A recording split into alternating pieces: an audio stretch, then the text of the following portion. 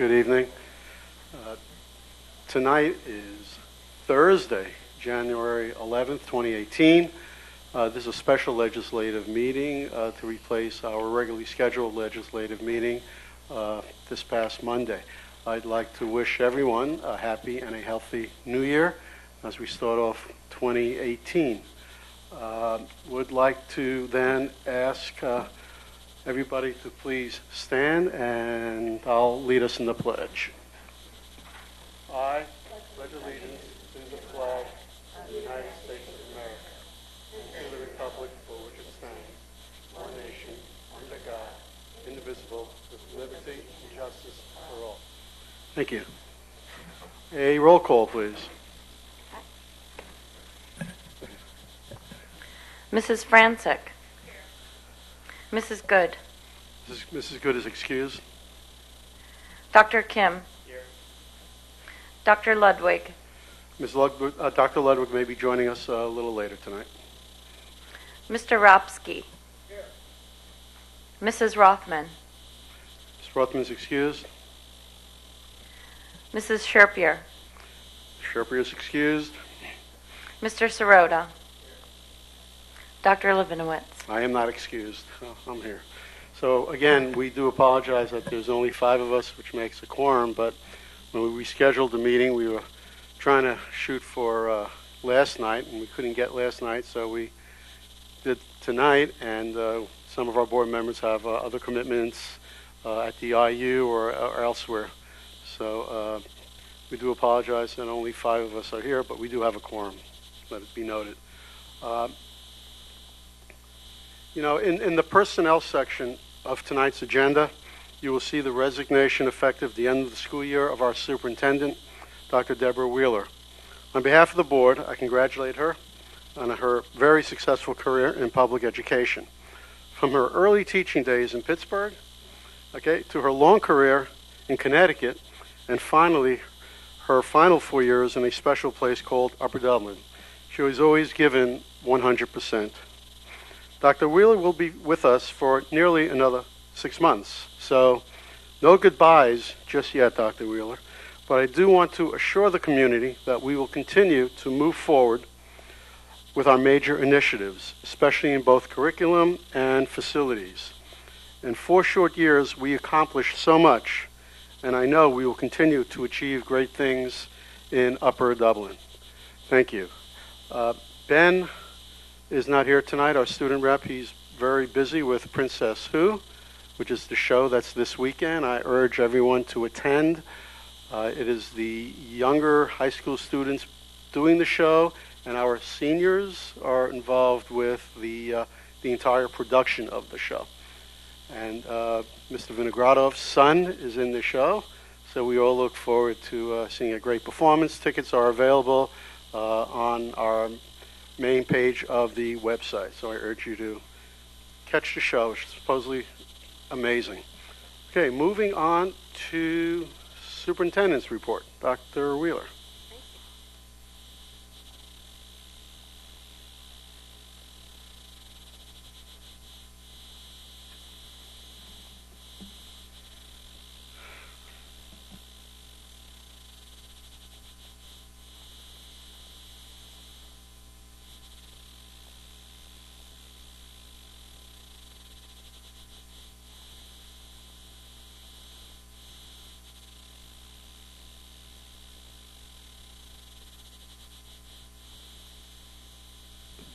Set? Okay, thank you. Good evening. The board is not accustomed to me presenting from the podium, but this is a special night. Although we appreciate our board of school directors all year round, in January we have the opportunity to demonstrate that appreciation. You have cupcakes and cookies in front of you, and I am pleased to share cards that contain an invitation. These were created specially by our students to thank you for all that you do. So when the cards come around, look for your name.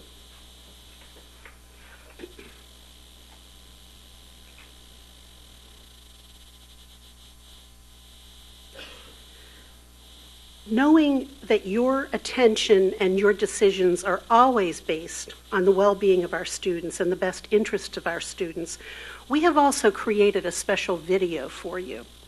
As you watch, please accept our gratitude. Without your work, our students would not have these opportunities. You're going to have to look at the big screen. Everyone ready? This is the result of the work of our Board of School Directors.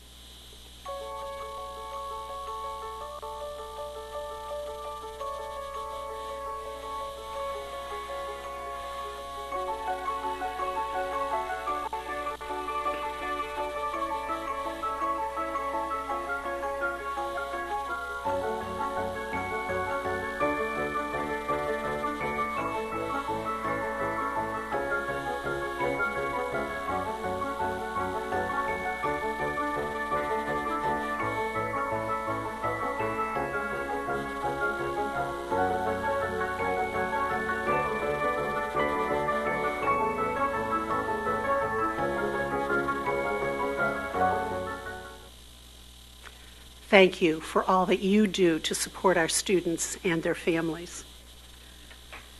My personal appreciation extends to the support that I have received during 4 years as your superintendent. My decision to announce my retirement at the end of the school year is straightforward. Until quite recently, I anticipated working through to the end of my contract. However, as sometimes happens in life, my family obligations are now moving me down a different path. And thank you for understanding that. Until July, I will continue to lead the work being carried out throughout the district, always with the shared intent to equitably support every Upper Dublin student. We are beginning to reap the benefits of and the rewards of the hard work that we've been engaged in the last few years, and I am satisfied that I will leave the district well positioned to continue and expand our improvement efforts. I appreciate the many kind messages that I've already received from the board, from faculty, from staff, from parents, and from community members. And while the board begins the task of seeking my successor, I can assure you that our collaborative work will continue. And that leads then to the last item of my report this evening. Our current 3-year comprehensive plan will expire, and our new 3-year comprehensive plan will be due at the Pennsylvania Department of Education on November 30th, 2018. Because of the time required to thoughtfully engage a range of district stakeholders in developing a viable plan, the work cannot wait for the appointment of the new superintendent. Therefore, we have started the process. We have contracted with Joanne Perotti of the Bucks County IU to again lead us through the creation of our plan. Joanne led this work when the current plan was developed, which coincidentally was back when Dr. Plattis was leaving and I was coming on board in the district. So Joanne understands the district and our current plan very well. This week, Joanne met with the Cabinet and with the Administrative Council to begin our review of the process, and she will present to the board at the legislative meeting on February 12th. Originally, she was to be at this meeting. However, as with several of our board members, with the rescheduling, she was unable to be here. But I can assure you that we are beginning to move forward, and we will have that process ready. The new plan will be ready for the board's approval on November 12th to be submitted at the end of November. As we map backward, there will be a 30-day period of public comment, and the plan will have to be posted on the website. During the summer, we anticipate that we will be loading all of the information into the PDE's web tool, which backs us up to actually doing the work from now until the beginning of the summer. You'll hear much more from Joanne about that next month. And with that, are there any other questions? Any questions from the board? Otherwise, that is that concludes my report for this evening. Thank you, Dr. Wheeler. Thank you. And thank you for your kind words, and we appreciate them very much. Okay, we have one brief presentation that will be in tune this evening, and Ms. Morrison, will you Okay, we'll go right. I don't think Mr. Horn needs any introduction whatsoever. Mr. Thank Horn is our coordinator of K-12 visual and performing arts, and he has some good news for us. Thank you, and Happy New Year to everybody as well. In September 2016, I approached both Dr. Wheeler and Mrs. Bray, letting them know that our current marching band uniforms were then 10 years old, which is the standard life of a marching band uniform and becoming worn. I let them know that we could probably stretch another couple years out of them if needed, but to begin the process of looking to replace them at a time that they saw fit. So they directed me to start a committee. I'm thankful that I had committee participation. I want to thank them publicly. From my assistant director, Mr. David Schopp, who's also the Hatboro band director, and is also a parent in this district. We had another parent, Sue Noble, who has had 3 students in our program, as well as a current student in the marching band that will be here, hopefully when the new uniforms are delivered, Mr. Edwin Song.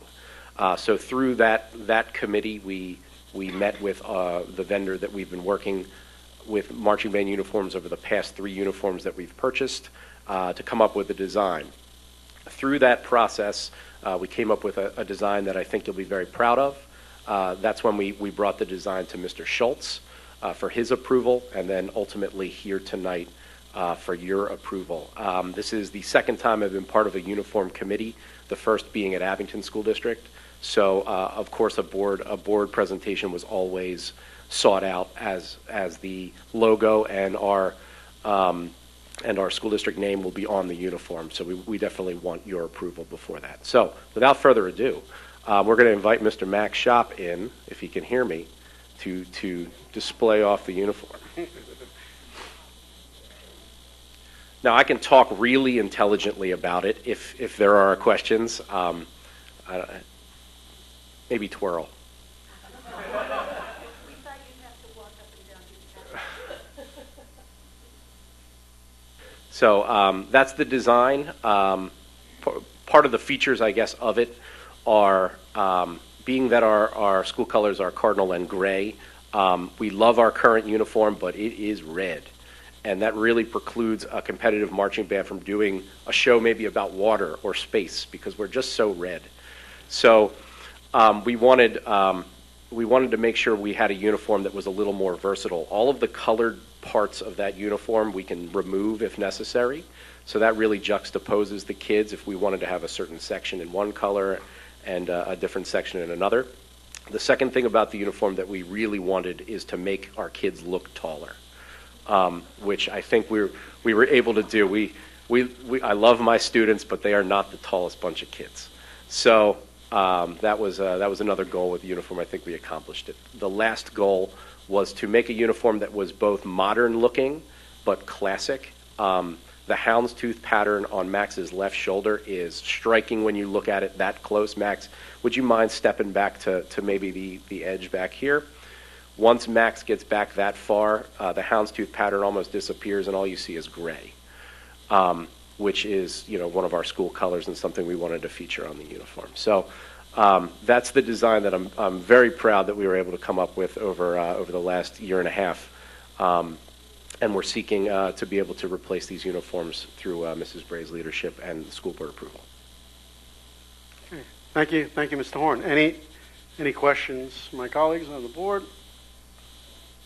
Mr. Yes. Roscoe. For the shoes, would they be like inserts or slip-ons to make them black like that, or would The students purchase their own shoes every year.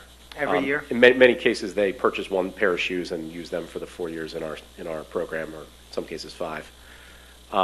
So shoes are purchased and personal, and they're able to use them later in life as well. Are the feathers removable, like if it was inclement weather? Okay. Correct. I mean, I was in a marching band when I was in high Fantastic. school. Yeah, and it was great memories. Anything about with the black car, if it would be like in the summertime, parades in the summer, it would, create heat, It seems like being black is. uncomfortable? It seems like black is the trend. We did go with a wool uniform on purpose. I think a fully constructed wool uniform like that one is, beats polyester and beats, polyester doesn't breathe, and beats kind of the new Under Armour style, because I don't think all shapes and sizes of kids look good in Under Armour. And with a wool uniform like that, in the first couple weeks in September, it's hot, but we'll certainly have them on for our home show for Spectacle. And Max can maybe answer this question better than I. How many times did we not wear the uniform? Maybe once or twice this season. Great. Thank you. Thank you, Mr. Thank you. Rosky. Anyone else on the board? Okay, just a quick question. Mhm. Is the Cardinal a pin, or is that? It's a pin. And that, I think, consequently was Mr. Schultz's favorite part. He wanted to buy one for his lapel, I think. It's very subtle, yes. Okay, and I guess the 3 buttons, are they snaps or No, they're fixed to the uniform. are they So fixed? it zippers in the back, so this whole thing is fully constructed and ready to go. The only things that are removable are the red pieces, and that was done on purpose. Oh, okay. Okay. And again, the feather, does that stay separate? Is that, Mhm. okay, so that'll be in a separate compartment or whatever? Right. So the plumes that we have with our current uniforms were ordered in 2006 with the uniforms that we purchased then, and we've had to buy a couple of replacements Okay. then and again, but they stay separate and kept well. Okay, and what's our numbers right now?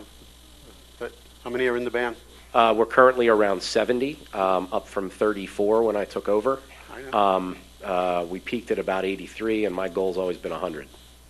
Okay. I know you encourage 8th grade? I wouldn't say encourage. Or I we allow have a few. 8th grade. Some you know, 8th graders. That's why you said 5 years, some of our. Yeah, some of our students. This year, actually, none. Okay.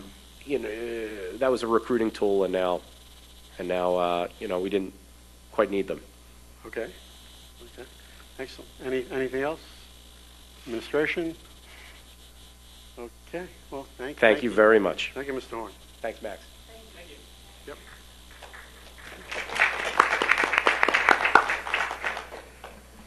I also, before we get on to the community input, I just want to remind the community that Monday, Martin Luther King Day, we have an event at the high school that begins at 10 o'clock and goes till 12. Everyone's invited to attend. There are activities for elementary through high school.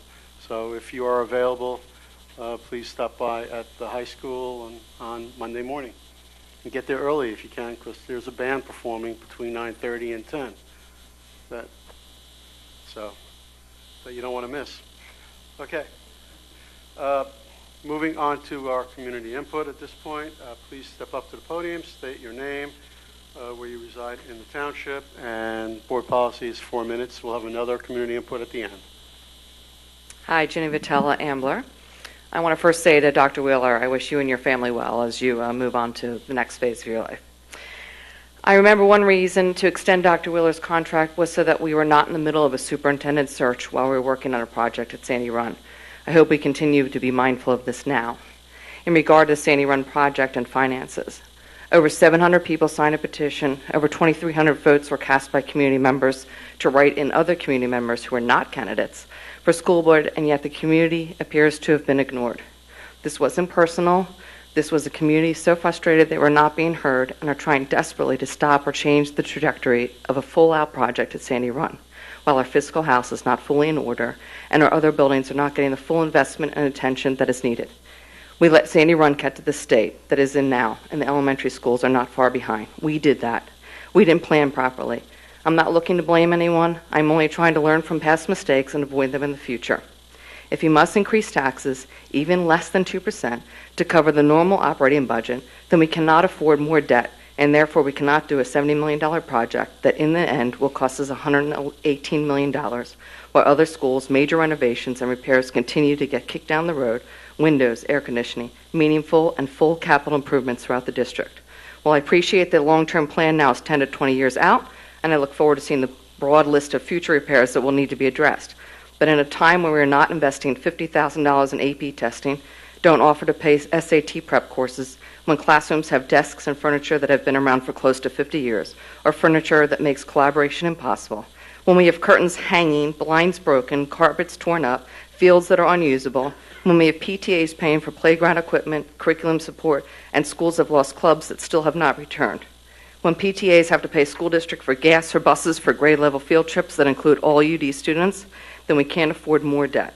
When we don't have enough gifted teachers, classrooms of 28, when we have one nurse for 950 students, when we only have one guidance counselor for 250 to 300 kids, when we turn to one company for advice on Sandy Run and never even consider meeting with a firm that specializes in renovations and ADA compliance and don't search for less expensive alternatives. We seem to be barreling for a project at Sandy Run, and we are down to a group of decision makers that include non-resident, paid consultants or employees who have no tax or home value skin in the game. We must honestly look at trends in demographics, ages of homes sold, sale prices, rankings, and be proactive and not continue to be reactive as we've done before. We must stay one step ahead, be prepared for a rainy day, do what it takes to increase rankings. If there are games to be played, let's play.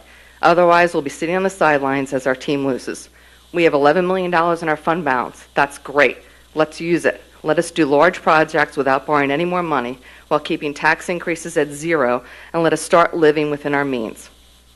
I think the district could take a cue from the township and have public budget meetings going through each expense category to try and figure out where there might be waste or how we can better manage our finances while adding needed employees and programs. As misunderstood by an outgoing board member, please know this is not personal. No one is blaming anyone. Everybody cares for UD and its children. Everyone is trying their best. I believe this all goes without saying. The point is we are passionate about our community and want it to be successful, as expressed by 700 petition signers and over 2,300 write-in votes. In the end, if and when a new building is built, my hope is that the dedication plaque simply says, "Thank you, taxpayers of UD." No fanfare, no names, just thank you. Thank you.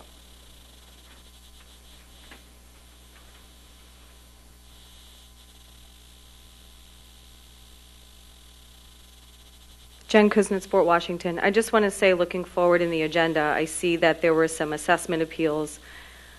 I just want to let you know that 120 Gift Circle, their taxes were just about $37,000 a year. Just keep that in mind as we talk about these numbers. There are a lot of properties where the taxes are over $20,000 a year. It's becoming a problem. Thank you. Okay, we'll close community input. Any comments from the board? Mr. Rofsky? Yeah, I think you can just, when you go to Harrisburg and talk to, talk to the state reps and the state legislator who can't even pass a budget on time, okay, who have Pennsylvania ranks 45th in funding schools, okay, 45th. So what they do is they don't have the courage to raise taxes to support public education, so they punt the responsibility to the local governments or the local school boards. So either you cut services or you raise taxes. Yeah, you can shake your head no, but that's what we have to do. So you either cut services or you raise taxes, okay? That's what we have to do, okay? Okay, thank you, Mr. Rofsky. Anyone else? Okay, thank you. We will then move on to announcements, communications. Ms. Bray.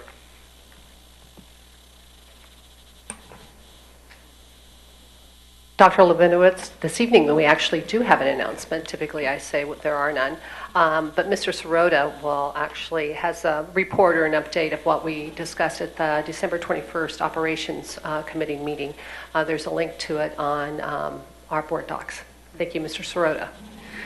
Yes. At the Operations Committee, let me go back. On December 12th, we received the bids from the proposals from architects for the project at Sandy Run. All four of them that we requested did respond.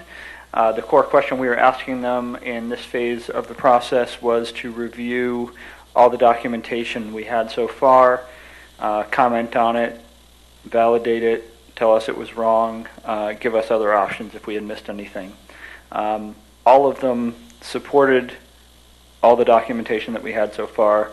Some did pick some very minor nits, but fundamentally they still all agreed with it. One said quite plainly that they completely agreed with the findings of the project review committee. And others, while they didn't say that explicitly, they did also say basically the same thing that the project review committee said. So after reviewing those proposals, the next phase was to narrow the set down from 4 to less than 4 and ask them to provide a second phase of concept plans for a new building on the existing site. We did name 3 architects, Breslin, KCBA, and Schrader, and asked them, and have since asked them to do that. They will be, and we explicitly asked them for 2 options. One was a new building with the assumption that there are no modular classrooms. In other words, all the students stay in the existing buildings for as long as possible during the construction period. And then a second option that would allow for up to 20 on-site modular classrooms, which would allow the annex building to be vacated and demolished in the first phase of construction, thereby allowing that portion of the lot to be used for a new building. The question we're trying to answer there is whether doing that would end up with a significantly better building. And if so, would it cost more, and if so, how much? So that we can validate that. So on January 29th, the 3 architects named will be presenting those 2 concept plans to the board, and that is where we stand right now. After that, depending what we see there, we would have the option at the following legislative, we would discuss at the following operations, and then at the following legislative meeting, we could, if we chose, name an architect and move forward with a design phase. But no decisions have been made yet on whether we will do that. But that would be the most aggressive possible schedule if we wanted to. Thank you. Okay. Any questions from the board on that? Mrs. Schroeder, what time are we starting that night? 5:30? 5:30, that's right. Okay, and we'll be in here. Yes, in the Cardinal Room. We'll bring in one architect at a time and their team to present, while the others will be waiting in somewhere else. That's right. Okay. And there'll be ample time for the board and community to ask some questions? I don't have the schedule in front of me. I think we allocated, an hour and a half per architect. Yeah, which is, their presentation and then time for questions and comments. Okay. Okay, anything else? That's it. Thank you. Okay, thank you, sir. Ms. Bray, any minutes? Yes, tonight there are 5 sets of minutes, committee minutes for November 3. Of those, the December reorganization as well as the December legislative meeting. I would like for the board to move and approve those, please. Okay, thank you, Ms. Bray. We have, on the minutes, we have 5 sets of minutes. May I have a motion to approve? So moved. So, Mr. Schroeder, second? Second. Okay, Dr. Kim. Comments or questions? We will have opportunity to review these minutes prior and suggest our edits and changes. Okay, seeing none, all those in favor of approval of the minutes tonight, please say aye. Aye. Anyone opposed? Okay, thank you. Moving on to Education Committee, Dr. Kim. Sure, there are 5 motions. The first is actually just information. It's the enrollment report that's usually on our agenda. The second is to approve the Act 45 professional development. It was not discussed at Education Committee. It's approving the professional development for principals and assistant principals by the PA Principals Association, not to exceed $1,850. The second was a STEM workshop series, again, not on the previous agenda. Approve a year-long professional learning opportunity for admin and middle school staff provided in a series of workshops to the MCIU, not to exceed $3,000. Student activities are there. Some of them were not listed, or actually they were all reviewed at Education Committee. And then lastly, the conference has one update, I believe. Mrs. Morrison can speak to the conference update. I'd just like to go back. The science, technology, engineering, and mathematics were discussed at a previous education committee meeting, and we have added one addition to student activities with approximately 12 students going to an indoor color guard competition in Deptford, New Jersey on Saturday, February 10th. We wish them a lot of luck. In terms of conferences, there were 3 additions, 2 elementary teachers and 1 central office administrator. Okay. Is there a motion to approve the 4 items under education curriculum tonight? Motion made by Dr. Kim, second. Second. Mrs. Rhoda, any comments or questions? See none. All those in favor, please say aye. Aye. Aye. Okay, speak up. Thank you. Okay. Okay. Anyone opposed? Okay. Moving on, there's nothing in technology tonight, and there's nothing in pupil services. Yeah. Okay. Moving on to operations, Mr. Sirota. Thank you. We have 3 motions in operations. All 3 of them were discussed. Actually, no. The obsolete equipment was not discussed. That is some old basketball uniforms that we have most months. Second was the Maple Glen Elementary School air conditioning proposal. And the third was the purchase of 2 9-passenger vans. The latter 2 were discussed at operations, so I move we approve all 3. Okay, motion is made by Mrs. Sirota. Is there a second? Second. Okay, Dr. Kim, comments or questions? Okay, I'd like us to elaborate a little bit more on the Maple Glen air conditioning project and what we're hoping to get from it. If things go Mr. well. Lester? Mr. Lester. Yes, this originally started out as looking at the cooling tower at Maple Glen. The current cooling tower is in poor condition. It needs to be replaced. So we started working with DJ Vervarelli Engineering, who, when they came in to evaluate the cooling tower, asked a very good question. Why would you put a new cooling tower on an old chiller that still uses R22 refrigerant that more than likely, if it breaks, you're not going to get the parts for? So we started evaluating the school. Okay, let's look at replacing the chiller, but what size? Can we upgrade the size of the chiller? Will the building handle full air conditioning? And fortunately, we found out the piping throughout the school has the correct insulation, the correct piping size, and majority of the equipment was already made to handle air conditioning. So simply replacing the chiller with a larger chiller will enable us to air condition 100% of the school. There is only one air handler, and that's for the gymnasium. That needs some slight modifications on the cooling coil to allow for the capacity. DJ Vervarelli has come back to us and said approximately a 250-ton chiller. It could go a little larger. They're still just double-checking their numbers. But around 250-ton air-cooled chiller, which would sit right out on the loading dock where the existing cooling tower is, will take care of the entire building. So we can air condition classrooms, cafeteria, gymnasium, including, there's already other parts that were air conditioned already through the existing chillers, such as the library, main offices, and select classrooms.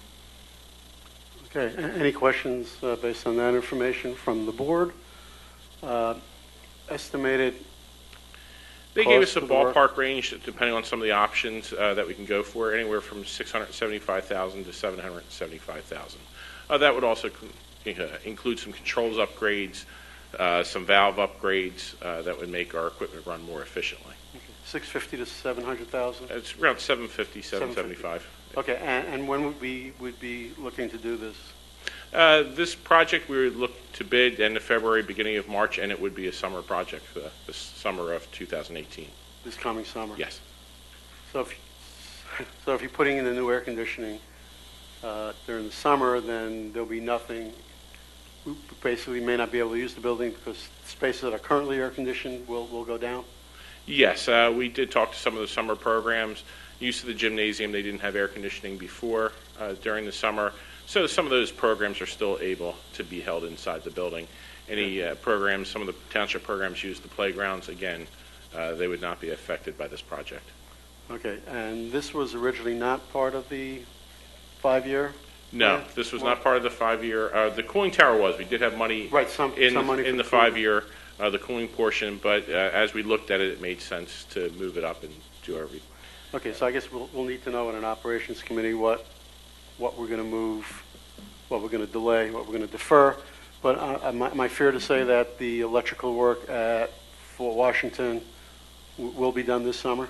Yes, that is currently under design. That as well should be ready to bid February, March. Right, so the two key items would be the air conditioning and the electrical work at Fort Washington, which would then give us the opportunity to look at additional air conditioning at the other 3 elementary schools. Not entirely, but some large spaces in the future. Yes. They'll be ready.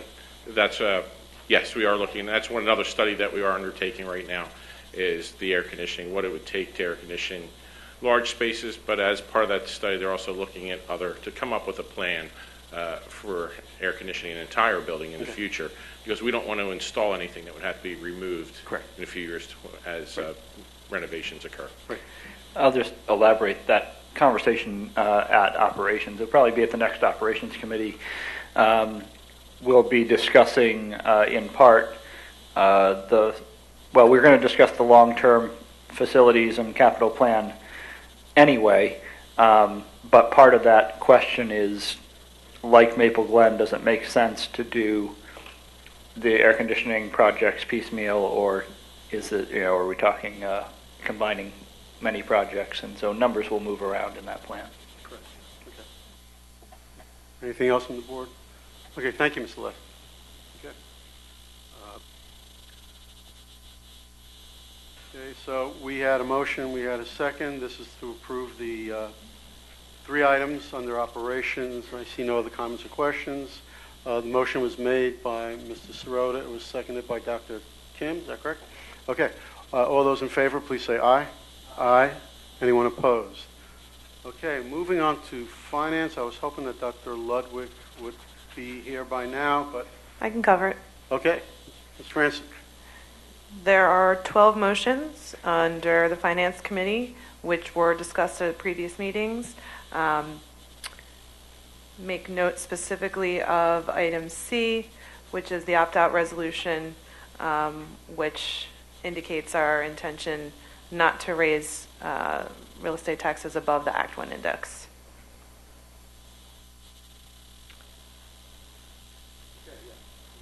So I put those 12 out together for approval. Okay, and just to clarify, I guess the treasury reports are new as always. Other than that, Ms. Bray. Can I? Yeah, Mr. Serrato?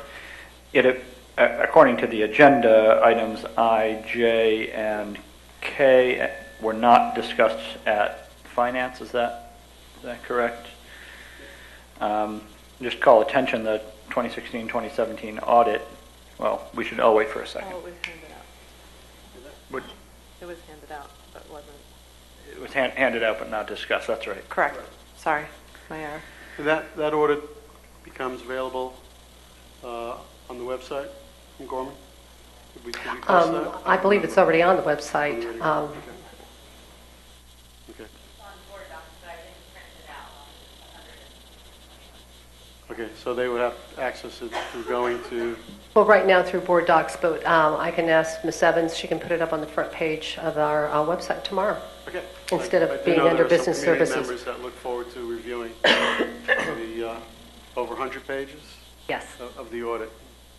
And every now and then they do find something that we need to correct, so we appreciate that. So should we take them separately, those items? I don't think we need to. Okay. We're just discussing them now. Motion was made. Was there a second? There was not. I'll second it. Okay, that's what I thought. I just want to bring the board's attention to the budget at Eastern, since I'm associated with Eastern too, in addition to Upper Dublin. You'll notice in board docs that there is a reduction to the district's contribution to Eastern. The charges that are assigned to each of the sending districts, there are 9, but in reality there's 8. Since Bryn Athens does not send any children, there's 8. It's based on a 3-year enrollment average. So if there's less money, then what it's saying to us is we have fewer kids attending Eastern than we did last year. So we have I believe this year we have approximately 34, and it's something that I continue to work with the administration is to get the right kids and the right programs at Eastern. I think it's an amazing program there, and continue to work with the guidance counselors and to make that an option. I believe for the first time this year, the 8th graders will be visiting Eastern during the school year. This has been a practice that's been done by most of the sending districts, and it's an optional, I think, participation, but it gives them an introduction at the end of 8th grade to see what's at Eastern. There's also opportunities over the summer for our summer fun programs. We get a lot of students from the other districts attending summer fun, and sometimes those are our best students that identify Eastern early and are participating in summer fun, and then join Eastern typically in 11th grade. So I just want to make that observation. Anything else, Mr. Rofsky? Ms. Bright, could you briefly go over the advantages of putting out this resolution not to exceed at the 2.1 tax increase? 2.4.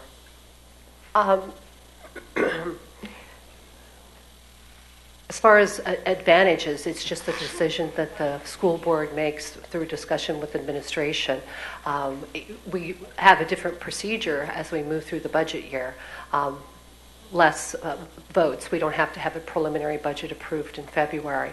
And certainly, psychologically, or for the community, it assures the community that there will not be a tax increase higher than the 2.4%.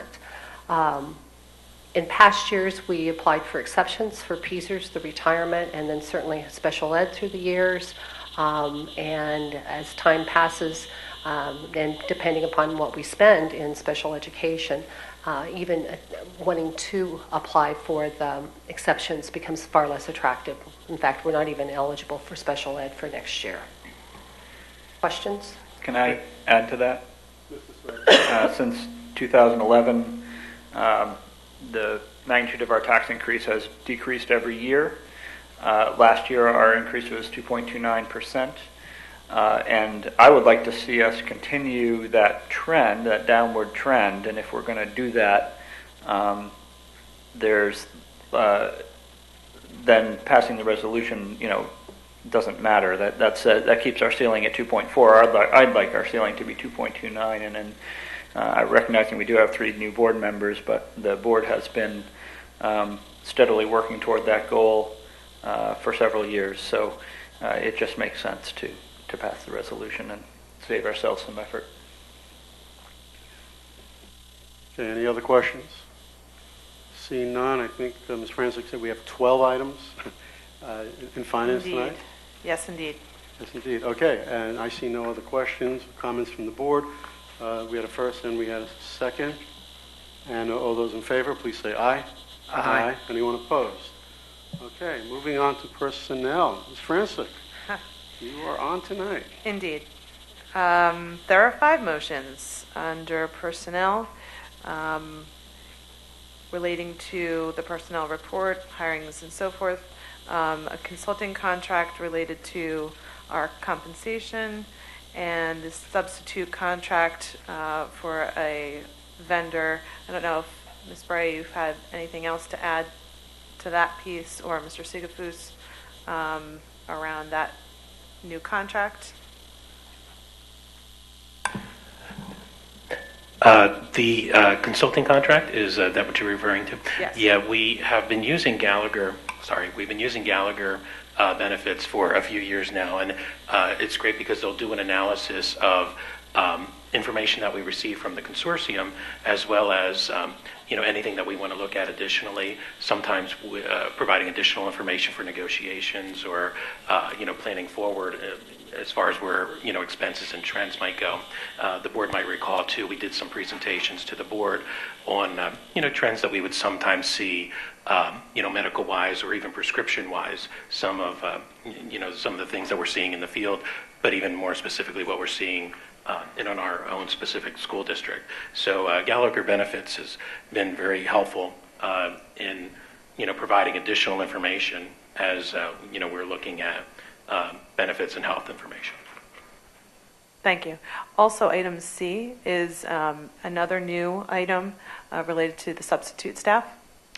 Yeah, we currently use substitute teaching service for our substitute teachers and educational assistants. And while there's definitely a shortage of subs for teachers across the country even, they really are trying to help us out, STS that is, with filling our teacher vacancies. What they're really not doing a good job of is addressing our educational assistants. And, STS is primarily concerned with, the teacher aspect. At Insight, staffing company actually has stepped up to say, look, we can certainly help you fill some of those unfilled educational assistant positions.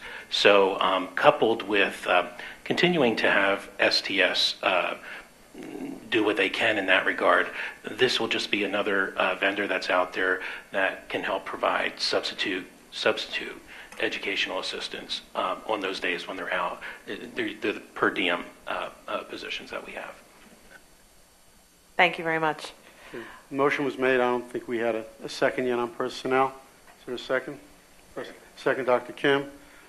Any other comments or questions on the personnel? 5 items tonight on the personnel. I have a question. Yeah, D is the RFP, authorizing the administration to issue an RFP for a superintendent search. Can we hear a little bit about what the time frame for that looks like? I'm believing that the time frame that you're looking for is the time frame for the RFP or the time frame for the whole process. No, the RFP. Yeah, I want to get out of here tonight, so. Okay. I just want to make sure I'm answering it correctly. We have worked with the solicitor's office to put together an RFP for firms that are interested in putting forth a proposal to help us with the superintendent search. We actually have posted that today with a deadline of January 19th.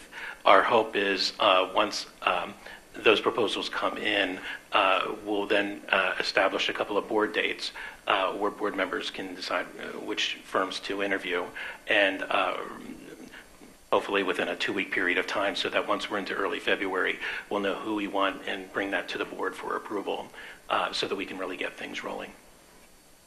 Thank you. And if I could just add to that, there are certain firms that we've checked references on already, and we've sent it out to specifically some firms that do this to give them a head start, so to speak. So thanks. The process is well underway. Okay, any other comments or questions on the personnel report tonight?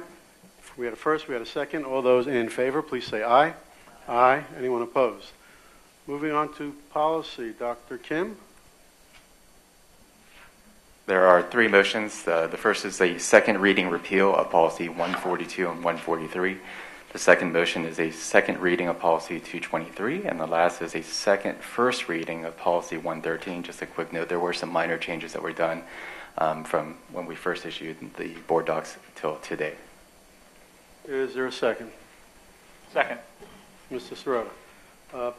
Just maybe some clarification about the first one, the second reading repeal, either from Dr. Kim or Ms. Clegg, if we know why we're... Go ahead.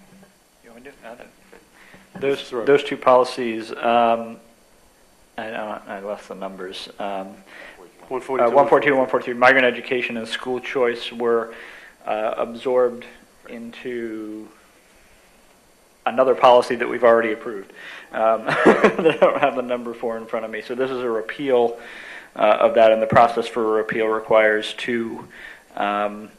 board action at 2 subsequent meetings. So this is the second of those. Okay. Any other questions on the policy committee recommendations tonight? Okay, seeing none, all those in favor, please say aye.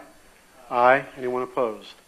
Okay, that's policy. Moving on to other business, Education Advisory Committee. Who's handling it? Dr. Ludwig will handle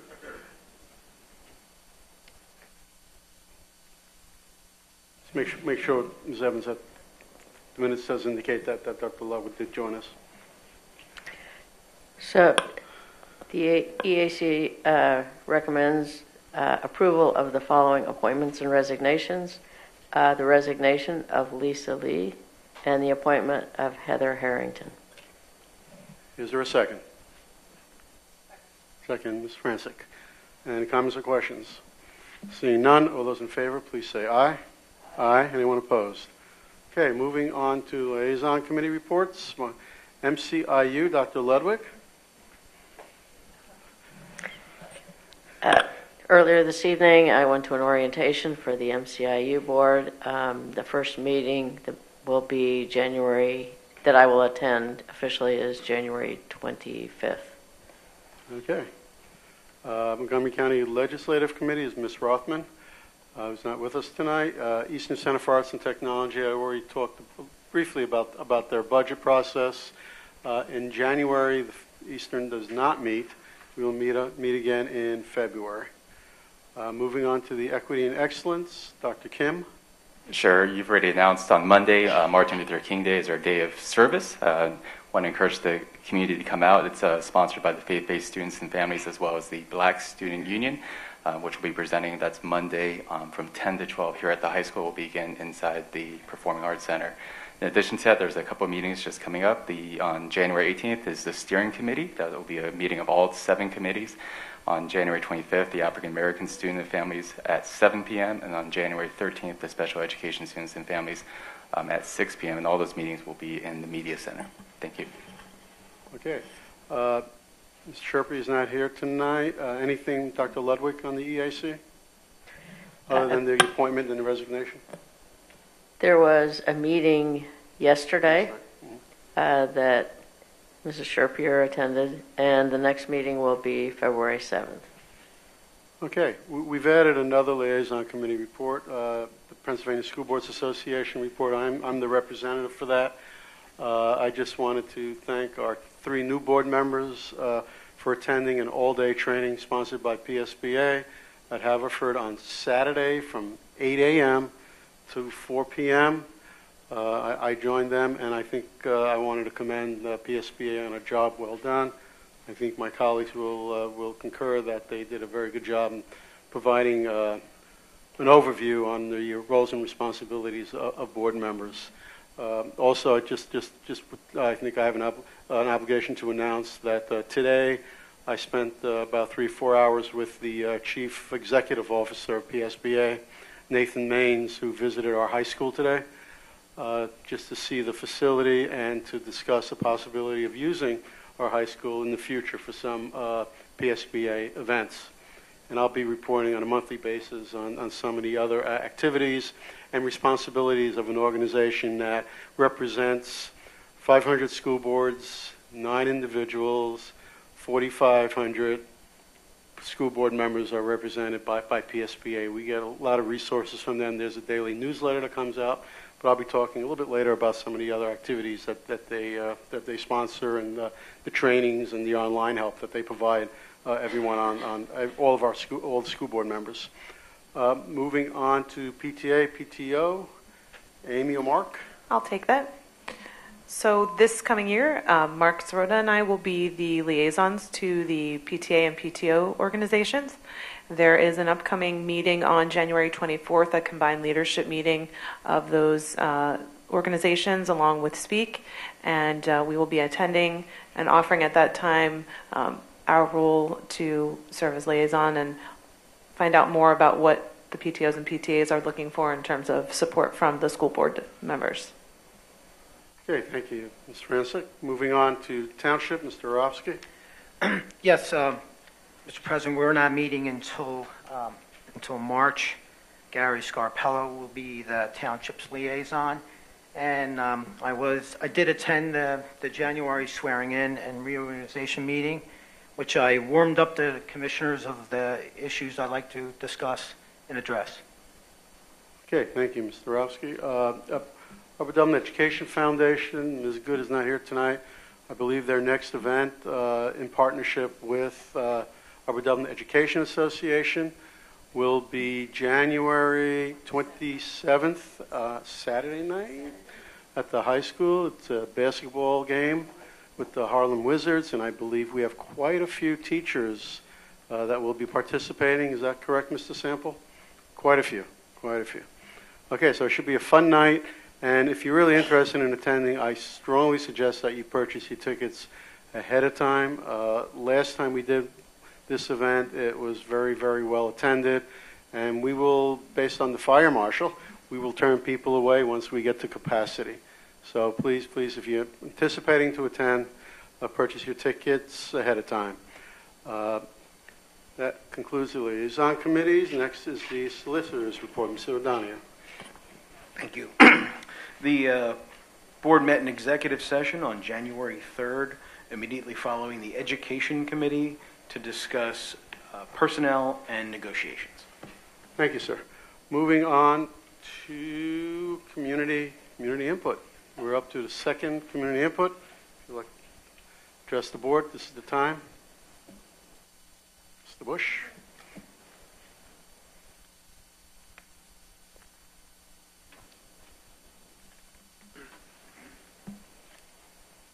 Hello, Andrew Bush, Gyrotown.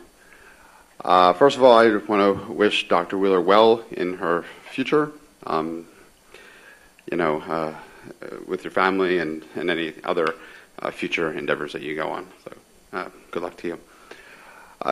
Two points I want to just bring up. One is buses. I don't know if this was brought up in the earlier community input or not, but the Sandy Run buses, especially one of them, I think, I can't remember the number, I think it's my son's bus number, but whatever that is, was continually very late getting out of there, and so late, or at least one day, that my neighbor went and picked up the kids because it was just much too late and they had to do other. Anyway, the response back that we got from the transportation department was that they had some bus drivers in training or taking their exams or whatever it was, and that problem with a lot of the buses was going to be rectified at some point soon. But there was really no specific time frame about that, and I want to know if there was anything that could have been done to prevent some of the issues that happened with the lack of bus drivers. I know there was a couple on here that I saw that went on FMLA or something like that. I don't know if any of that could have been advance noticed or not. I understand potentially not, but to not have enough and then to cause some buses to be able to go pull double or triple duty in the afternoon, with the regular routine is kind of difficult. So I'd like to hear more about that and see what can be done in the future. The other thing deals with Sandy Run, and it's not about the facility itself. This has to do more with the breezeway, specifically around people monitoring that area.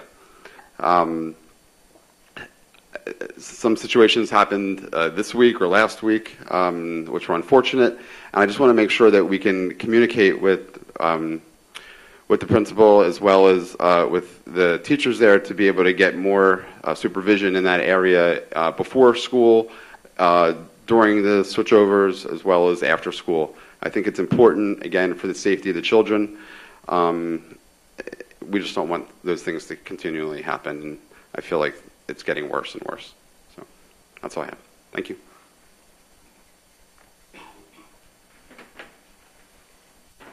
Jen Kuznets, Fort Washington. I just had a couple questions. Is there a reason why we don't go back to the same companies when we're looking for something, like with the architects? We didn't go back to, I don't think we went back to the one that did the high school.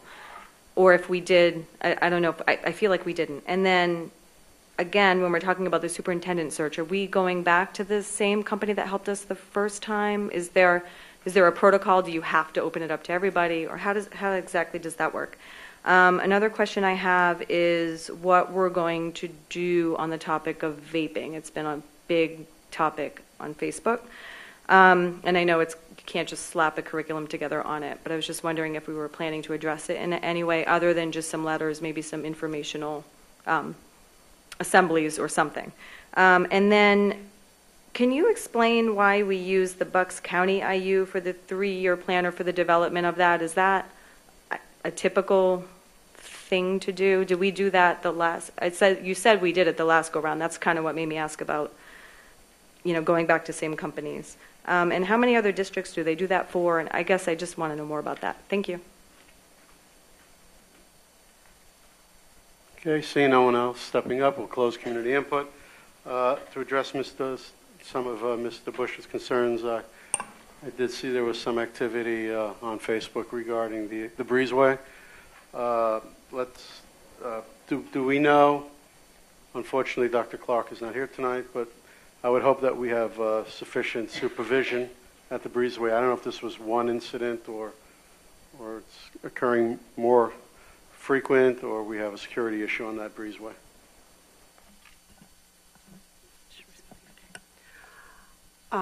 Dr. Clark, as you know, has been out. She lost her father this past week.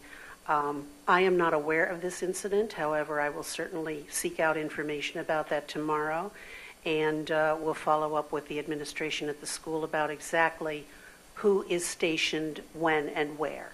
So we will follow up on that. Thank you for bringing that to my attention.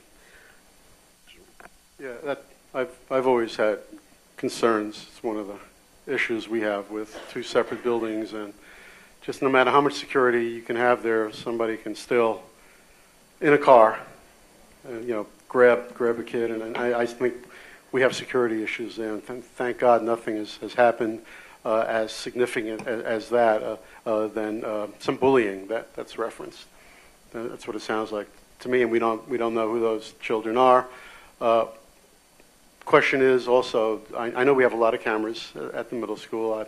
I don't know what the cameras are at the breezeway sections. So we will get back and we'll ask Dr. Clark what's going on with that. Anything else from the board on the breezeway? Mr. Ofsky? I know I was here at a school board meeting, and I think it was during the summer months, where there was a parent that said they thought it was a good idea having their child walk through that breezeway to get fresh air. Well, I believe that is, and she believes that is an acceptable risk. I'm certain that every one of the board members here believes that breezeway is a risk, and that we are trying to address it. And whether we build a new school, whether we renovate, that breezeway will be gone. Okay. Anyone else on the breezeway? How about transportation? Ms. Bray. Last week I became aware of the situation that Mr. Bush described, and this particular situation is two-pronged.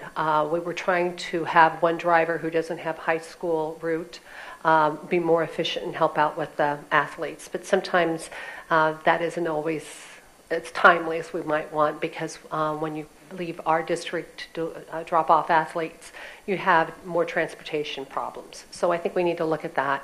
And another situation, it is in fact the number of drivers that we've had. And we do have some in training, but as you noted, we've had several out on FMLA, and we have 2 out, I believe, right now, and we've had 2 out earlier, and there's another one going out later in January. We have anyone who has a CDL, our mechanics are driving, trying to take care of the situation. What I need to do, and I need to sit down with Mr. Behan and see if there's some other way that we can address this, because it is the same bus, and I didn't realize that. But we can't, perhaps your neighbor, someone suggested, why don't you rotate and have a different bus do the athletic work. They don't have the schedules that permit that. Perhaps more information than what you want to know in a public comment, but we certainly are looking at it, and we'll try to get it addressed within the next week or so. Also in transportation, although this was not brought up, we will be closing a posting on Monday, January the 15th for the Director of Transportation. I hope to follow up with interviews in that very timely. Okay, thanks for those concerns. Moving on to Ms. Kuznet's questions. Regarding the architects, Mr. Sirota? So there was a general question about using the same companies. In the specific case of the architects, The architect for this building was Gilbert and Associates. They were one of the 4 that we went to for the first phase. They are not one of the 3 that we went to for the second phase. In the general case of the question, why not go back to the same companies? Well, certainly if we got good results out of a company in the past, we'll go to them again. Sometimes it makes more sense to go out to bid and certainly include those companies if we liked them, because that encourages them to give us a better rate,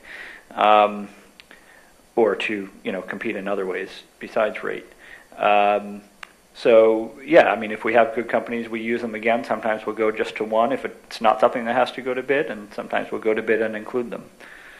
So in the case of the Super Search, I imagine some of the companies that we have used in the past are included in the RFP.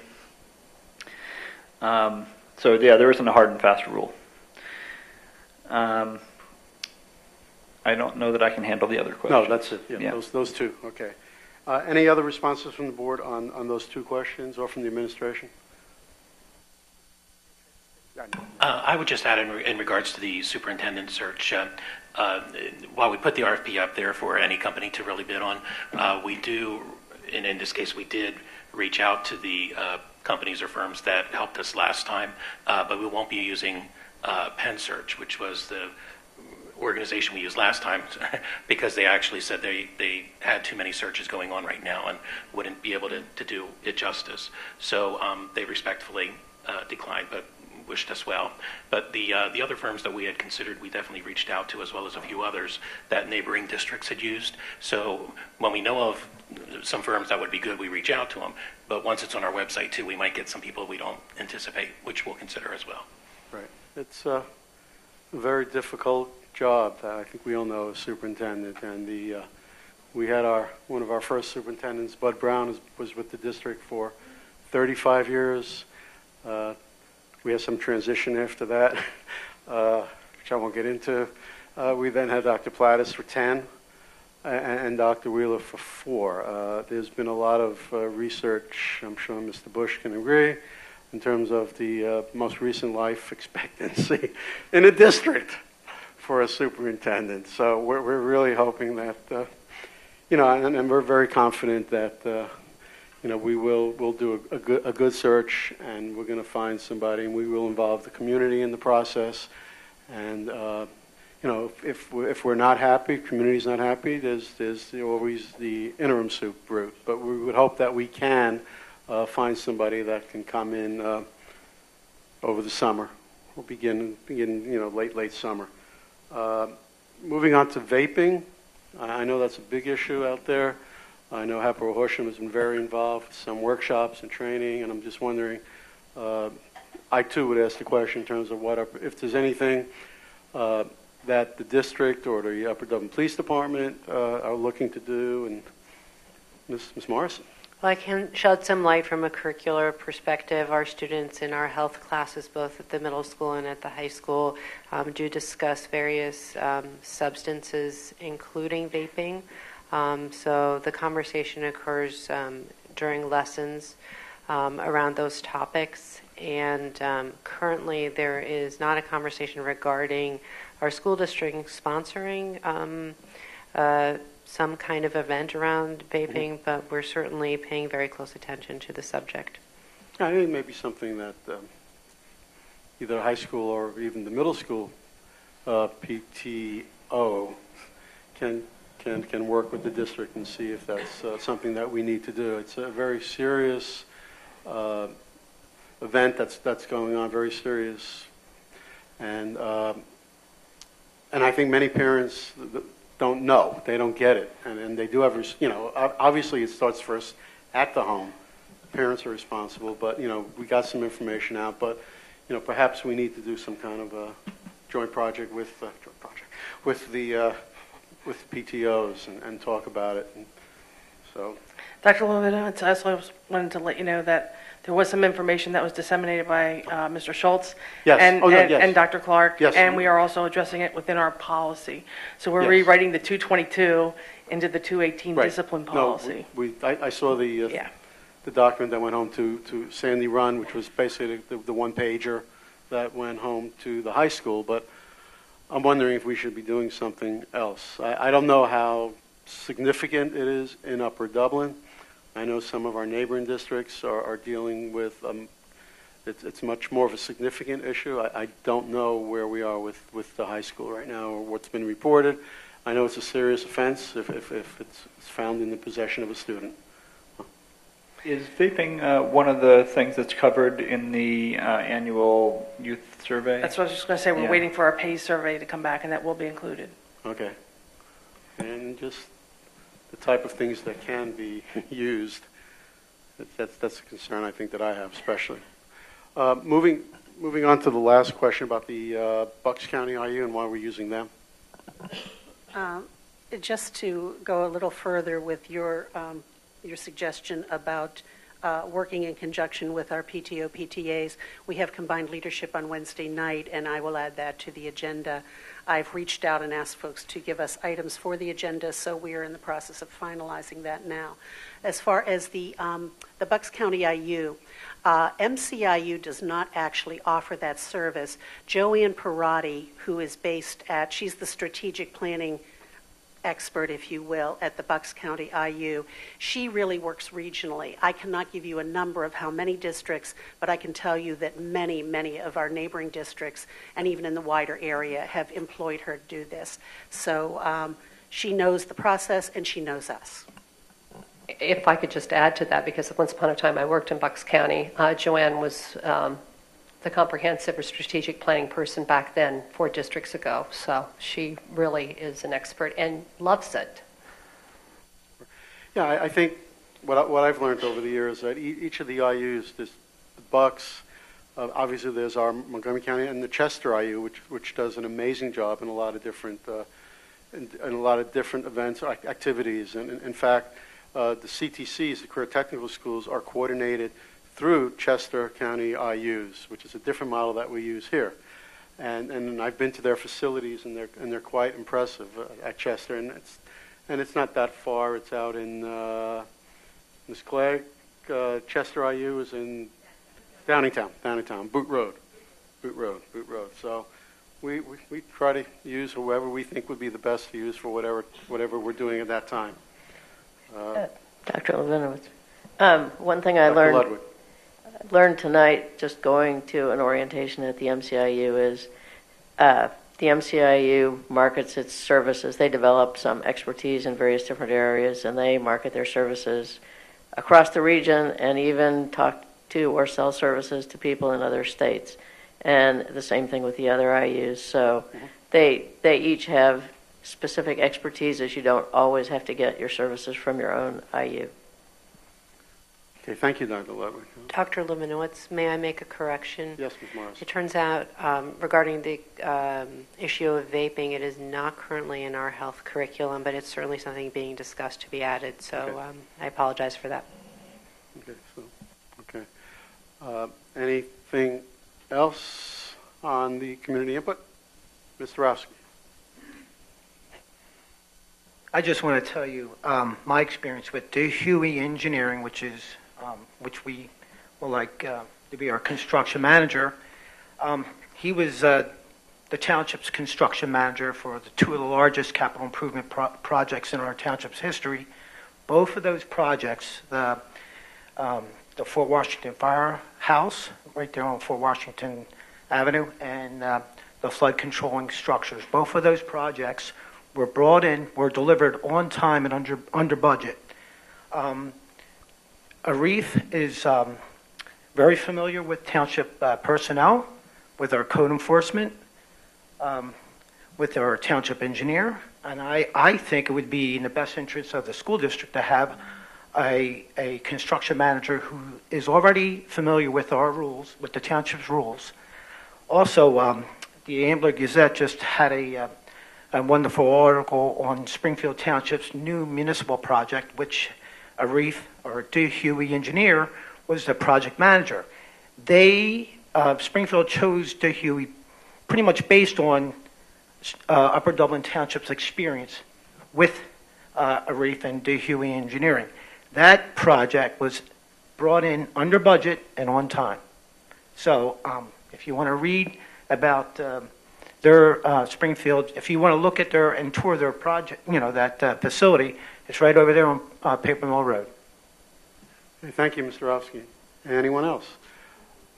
Okay, we are moving on to final comments. Are there any final comments from the board, from the superintendent?